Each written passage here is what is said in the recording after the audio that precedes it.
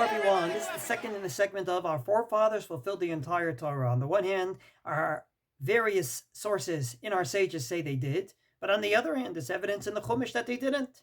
After all, Avram gave meat and milk to those guests, not to mention that Yaakov married two sisters. Answer number one, they fulfilled all the positive commandments, but they did not fulfill the negative commandments.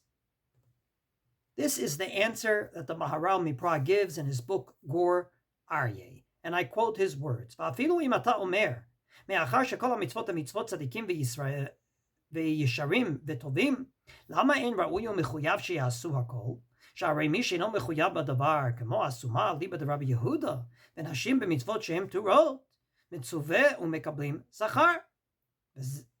How come our forefathers didn't fulfill all the mitzvot, only the positive and not the negative? After all, many people are exempt from mitzvot. For example, a blind person is exempt from certain mitzvot. And yet if he does them, he gets reward, as do women who are exempt from a whole bunch of time-bounded commandments, not all, but some. And if they do them, they have what we call a kiyum ha-mitzvah, a fulfillment of a mitzvah. And according to some Rishonim, they even make a bracha. So how come our forefathers only fulfilled the positive commandments?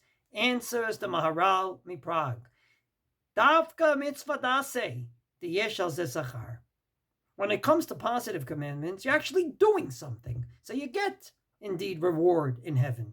You're shaking a lulav. You're lighting the Hanukkah candles. You're eating the matzah. You're putting on tefillin. You're lighting the Shabbos candles. Whatever it might be, you're doing something and you get reward for it.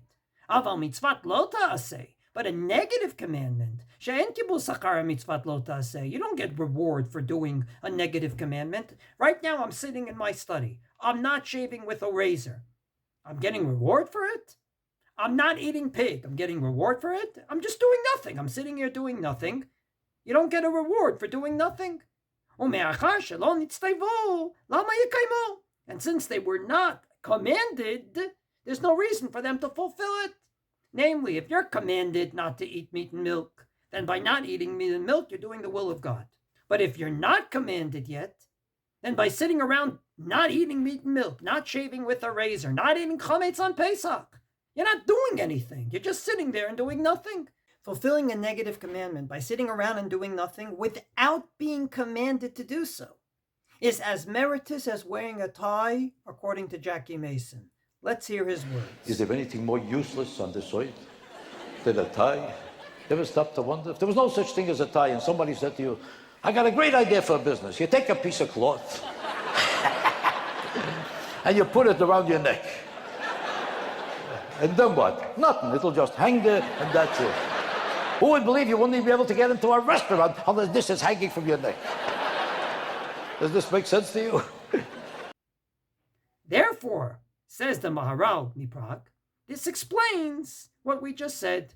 Yes, they fulfilled the entire Torah in the positive commandments where they actually did something. But the negative commandments, such as Yaakov bet Achayot, like Yaakov marrying two sisters, ki elu hem mitzvot lo ta'aseh. And when it comes to lo ta'aseh, the only time it has any sort of merit is if God says not to do them. If God says not to do them and you don't do them, you stay away from what we call isurim, from prohibitions. But if God never said to you not to do them, then by staying away, you're not doing anything. You're not doing anything actively, like eating matzah or whatnot. You're also not doing anything by staying away because you weren't commanded. Gott von Avram und von Yitzchak und von Yaakov, Bahit dein lieber Volk Israel von allen Wesen in deinem Land.